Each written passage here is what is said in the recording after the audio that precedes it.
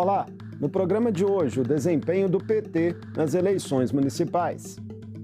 4 anos após seu pior resultado histórico em eleições municipais, o Partido dos Trabalhadores recuperou terreno em 2024 e aumentou em 37% o número de prefeituras conquistadas.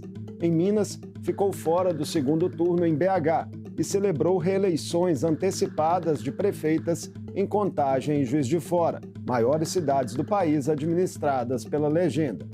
Sobre o saldo geral desse pleito e as articulações petistas rumo a 2026, eu converso com o deputado estadual e presidente do PT em Minas Gerais, Cristiano Silveira. Bem-vindo mais uma vez ao Mundo Político, deputado Cristiano. Sempre um prazer recebê-lo. Muito obrigado, Marcos. Prazer meu. Deputado, o PT fez 248 prefeituras no primeiro turno, acima das 183 conquistadas em 2020. Mas ainda ficou muito abaixo do recorde histórico do partido, que foi de 635, alcançado lá em 2012, então o governo Dilma Rousseff, governo federal. Em Minas, ficou com 35 prefeituras. Pelo fato do partido estar ocupando mais uma vez a presidência da República com Lula, havia expectativa interna por um desempenho geral melhor? Bom, na verdade, o fato da gente estar governando o país e a gente saber que o Brasil tem melhorado seus indicadores econômicos, sociais, a avaliação do próprio governo do presidente Lula ela é mais positiva do que negativa, a ideia era que isso pudesse ter mais reflexo. Mas também a compreensão de que a eleição, a campanha, ela tem um debate muito específico também, muito local, né? Por mais que você queira, às vezes, muitos tentam nacionalizar a campanha, ou tentam falar dos padrinhos que possam estar ali ajudando, eu sempre achei que as eleições municipais elas têm particularidades, peculiaridades, dinâmica muito própria. Na cidade pequena, então, isso é mais visível. Na cidade pequena, as pessoas votam no CPF da pessoa, na biografia. Pode até não gostar do seu partido, mas por te conhecer pessoalmente, desde criança, brincou junto, viveu junto, trabalhou junto, acaba dando voto. Então, o eleitor, ele tem muito essa coisa do voto nas pessoas, né? A gente já ouviu falar muito isso em eleição. Então, acho que o que faltou mais para nós foi a capacidade de ter uma tática local nos municípios mais eficiente. O que eu chamo disso? Talvez no momento de escolha do nome, né? Um nome que pudesse ter mais trânsito entre os vários segmentos da sociedade. A gente poderia ter uma capacidade de ter propostas mais ousadas para os municípios dentro de programa de governo, a forma da gente comunicar também, não sei se a gente está comunicando bem, e olha que eu estou fazendo uma análise aqui, Marcos, muito honesta, porque eu poderia dizer, não, nós fomos muito bem, né? Em Minas Gerais nós aumentamos o número de prefeitos, então isso por si só seria suficiente para dizer que o PT foi bem. Eu acho que nós temos problemas, ainda que com esse crescimento que se aponta, o PT precisa responder algumas perguntas para o futuro, que caso contrário a gente vai ter dificuldade de ter esse diálogo com o povo. Vamos falar bastante sobre isso. O presidente Lula, por exemplo, poderia ter se envolvido mais diretamente a favor de candidatos da legenda. Ele não veio aqui em BH, né, no primeiro turno, e após o resultado geral declarou que é preciso rediscutir o papel do partido, até na mesma linha do que o senhor diz aqui. Novamente eu vou insistir nisso. Lá atrás, desde as eleições passadas municipais, eu já era presidente do PT, eu já dizia que eu acreditava pouco nessa coisa de eu vou vencer a eleição porque o Lula vai vir na cidade. Eu vou te dar um exemplo. Se você pegar em Minas Gerais, cidades que o Lula sempre ganhou, PT, Lula não, PT, o próprio Haddad ganhou, Dilma ganhou com 70%, 80%. Eu tenho cidade de Minas Gerais que nunca foi governada pelo PT a nível municipal.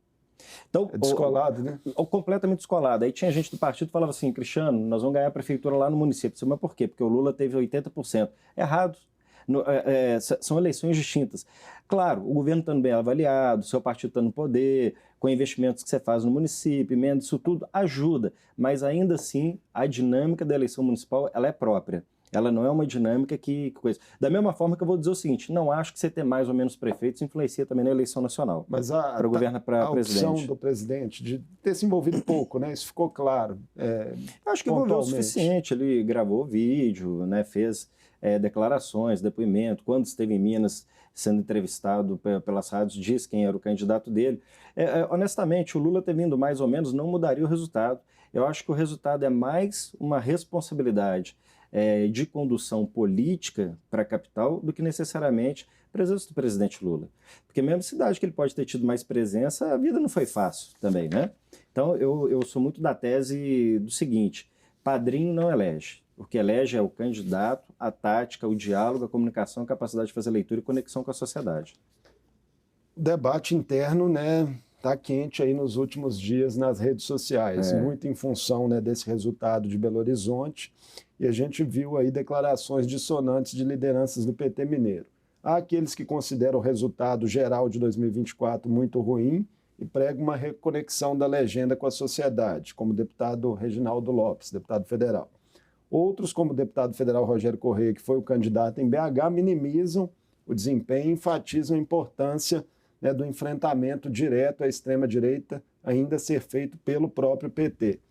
Essas divisões, deputado Cristiano, elas podem se refletir, sobretudo, nas disputas internas que o partido terá no ano que vem, né? Vai ter que renovar aí seus diretórios? Pode, eu não vejo problema nenhum, porque o PT tem na sua essência a questão das disputas internas. Quem acompanha o Partido dos Trabalhadores, a política no nosso país, Minas Gerais, sabe que o PT ele é concebido por um conjunto de correntes, né? Pra você ter uma ideia, eu sou presidente estadual do PT, eu governo o PT com 11 chapas diferentes, né? Não é uma maioria absoluta. Então, nós temos divergência. Essa divergência, claro, ela quando ultrapassa o limite da responsabilidade, fica fratricida. Aí ela é um problema para o partido, mas quando ela tem um nível da responsabilidade, claro, de uma franqueza necessária, mas também de responsabilidade, já aponta caminho, mantendo unidade na luta no futuro, isso dá vitalidade para o PT. E foi com essa complexidade que o PT elegeu Lula a primeira vez, segunda vez, a Dilma Lula novamente, já ganhou cidades importantes, né?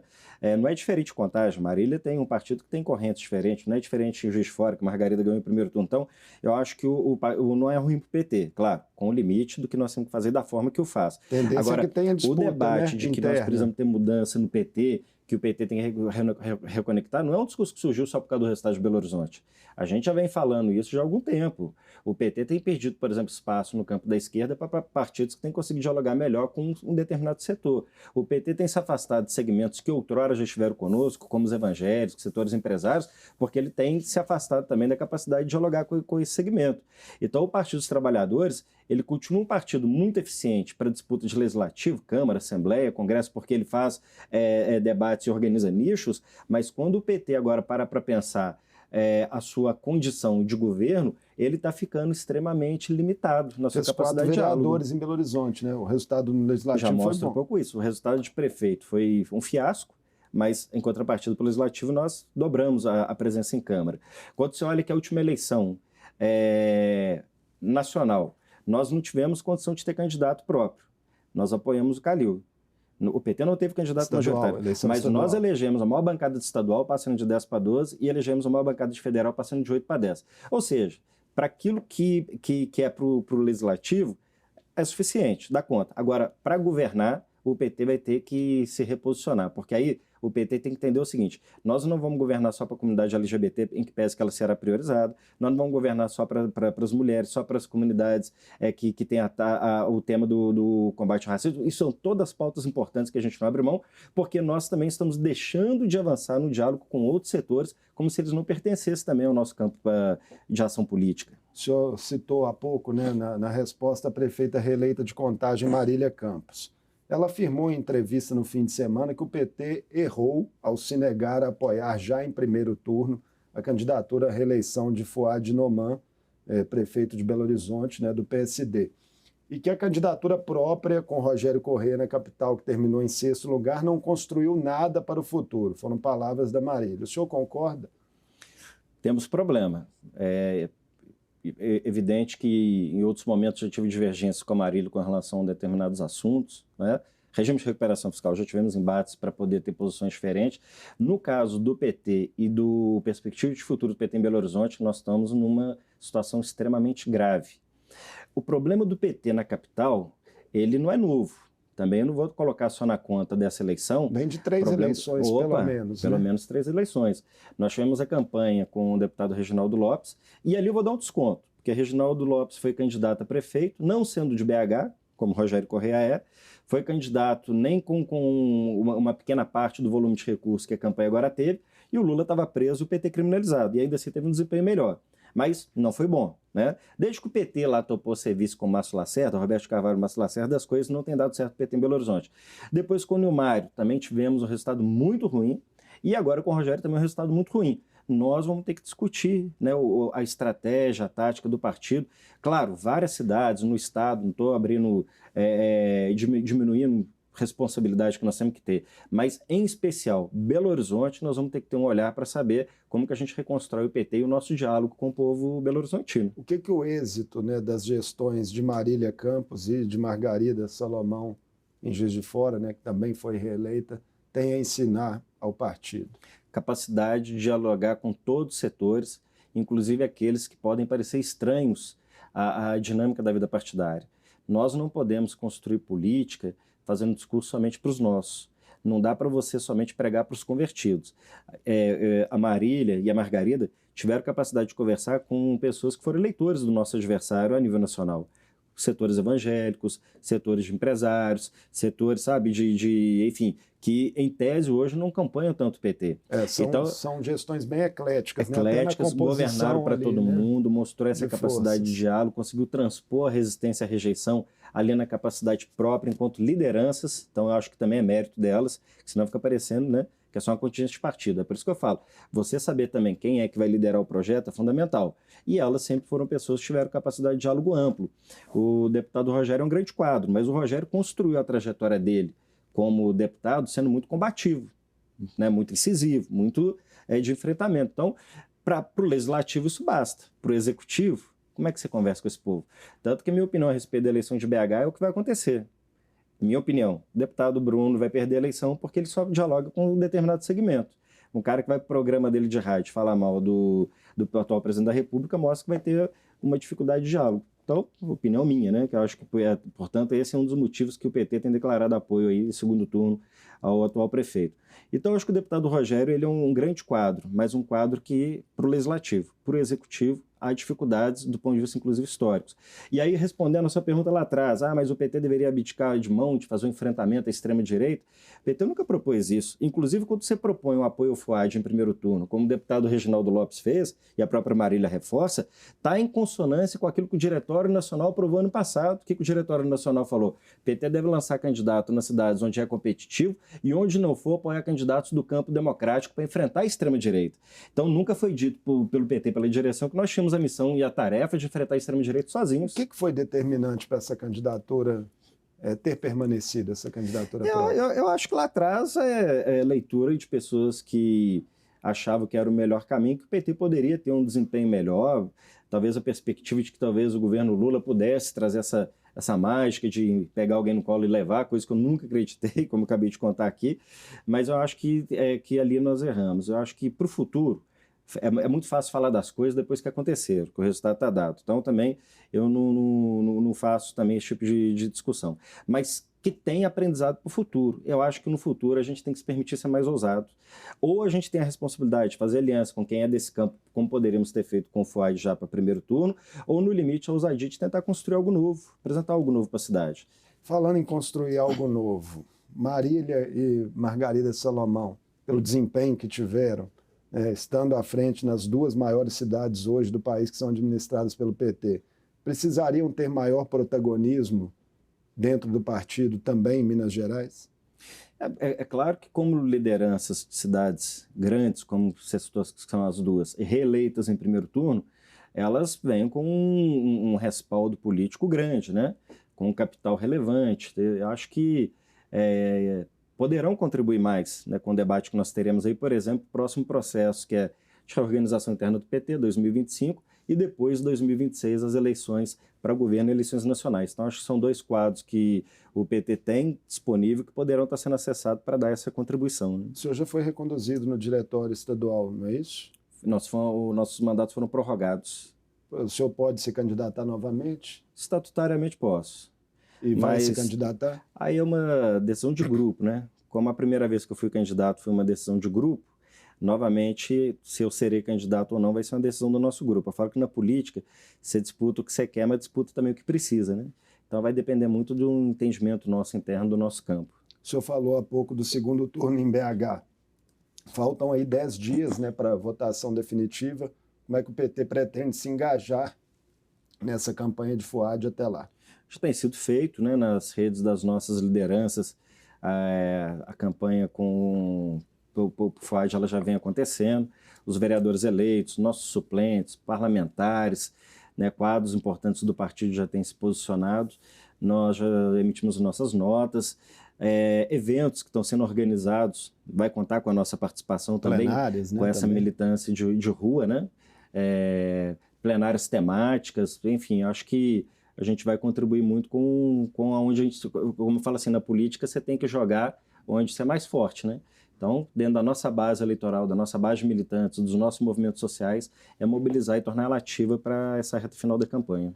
Falando agora de planejamento rumo a 2026, em Minas Gerais, né, o que o PT articula aí e estuda passa necessariamente pela construção de um projeto comum com o PSD, né, que é o partido do prefeito Fuad. Fala-se muito, né, já no meio político, em uma possível candidatura, por exemplo, ao governo do estado do senador Rodrigo Pacheco, que teria simpatia do presidente Lula. Acho que é um nome que tem que ser considerado, é um play importante. O presidente do Senado, o senador cumpriu um papel fundamental no debate de novos marcos para a renegociação de dívida dos estados, né? Aquilo que o governador foi sonolento, não deu conta durante todos os anos que vem governando. O senador, quando foi procurado com essa pauta, inclusive pelo nosso bloco, buscou resposta e ação. Então, eu acho que o senador Rodrigo Pacheco é um play importante para 2026. Assim como o próprio ministro Alexandre Silveira também é um play importante. Então, eu acho que PT e PSD têm grandes condições de estarem juntos novamente, né? O PT também, por seu lado, tem quadros que vão estar à disposição, né? Já falamos aqui das duas prefeitas de grandes cidades que foram reeleitas em primeiro turno. Temos também deputados, tanto federais, estaduais, que têm aí condição de estar representando o partido em disputas, inclusive majoritárias. Então, acho que são dois partidos muito grandes e fortes no Estado que, estando juntos, farão a diferença. E o PSD hoje está na base do governo do presidente Lula, né?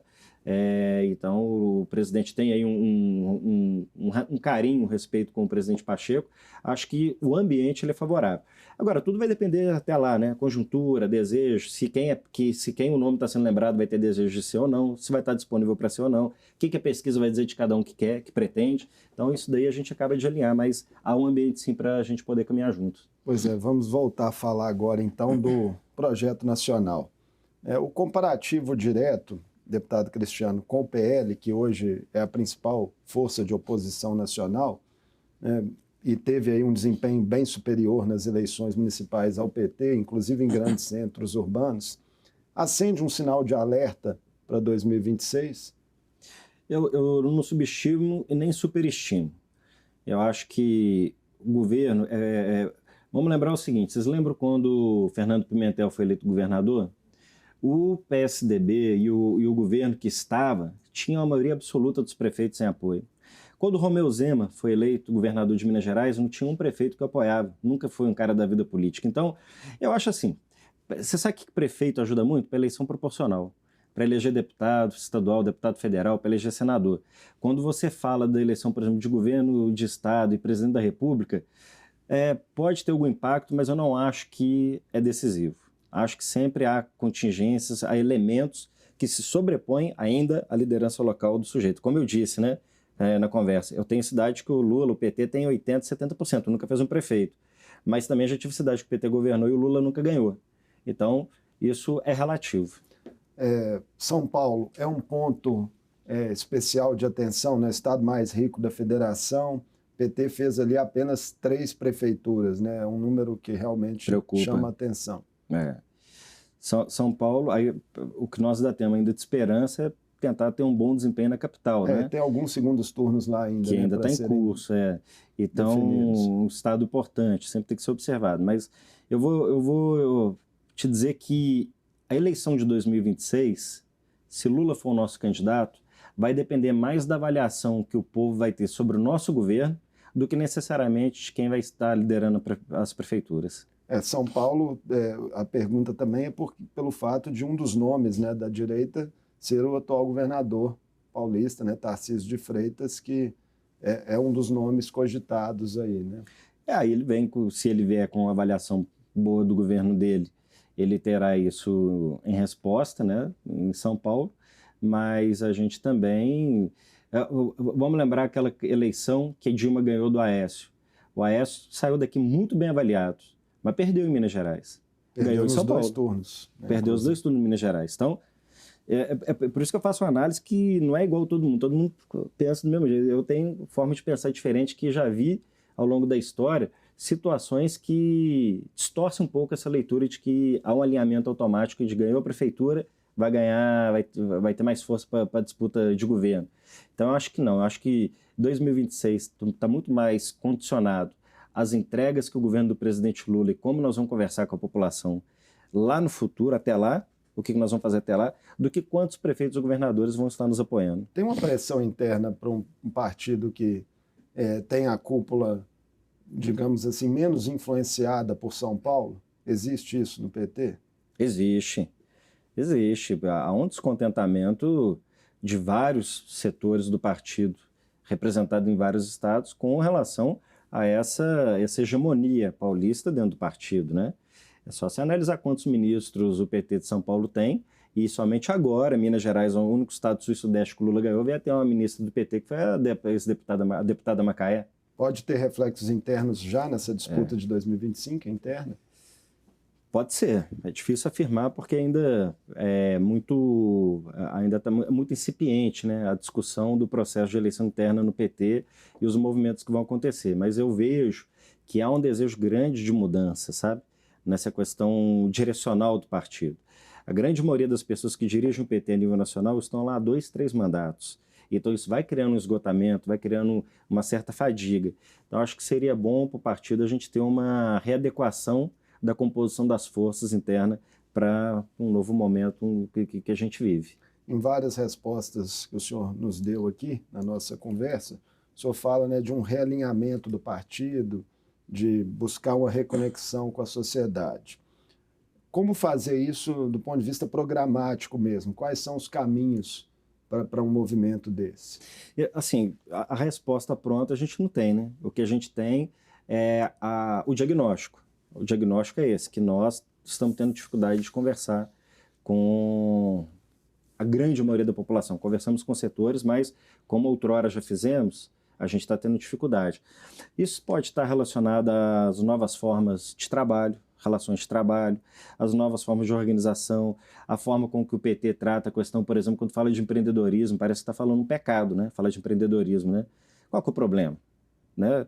Porque agora a precarização de serviço vai pegar o cara que é do Uber e vai falar que ele é empreendedor. Aí dá a impressão que você conta todo tipo de forma de empreendedorismo. Qual que é a justa medida dessa discussão?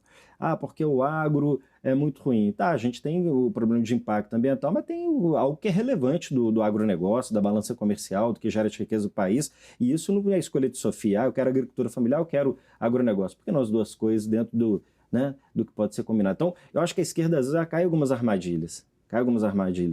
Então, acho que a gente precisa depois sair um pouco dessa cilada, né, desse looping, para a gente poder voltar a conversar com o mundo evangélico, conversar com o mundo empresarial, com o setor produtivo, com o empreendedorismo, com o agronegócio. Então, acho que é um pouco dos desafios que nós temos. E fazer uma nova leitura, uma leitura mais correta, atualizada da sociedade. A sociedade mudou, o Brasil mudou. E o PT não mudou o suficiente para acompanhar essa dinâmica. Um pouco ainda do que nós temos vamos dizer assim, um capital que nós construímos lá atrás e que a gente está gastando ele, né? Talvez o nosso ativo mais valioso que nós ainda temos é o presidente Lula. Quando esse ativo não estiver mais disponível?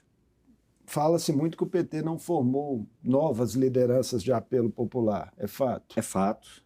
É fato. Quando você pega discurso das principais lideranças hoje do partido, poucas conseguem dialogar com o povo como o presidente Lula dialoga. É fato, nós temos essa dificuldade. E acho também que o PT acabou que foi ficando muito dependente do presidente Lula. Sem dúvida alguma, o presidente Lula é muito maior do que o PT. O lulismo é maior do que o petismo. Mas até quando isso vai ser suficiente para nós? Acho que o nosso time está acabando, está esgotando, e nós estamos atrasados para já dar resposta para isso. Tem uma pesquisa presidencial recente da Quest, agora do fim de setembro, mostrou ali Lula com 32%, 18% para Pablo Marçal, o coach que foi candidato em São Paulo, né, e não passou para o segundo turno, 15% para Tarcísio de Freitas. Agora tem um dado ali na pesquisa, 58% acham que Lula não deveria buscar a reeleição.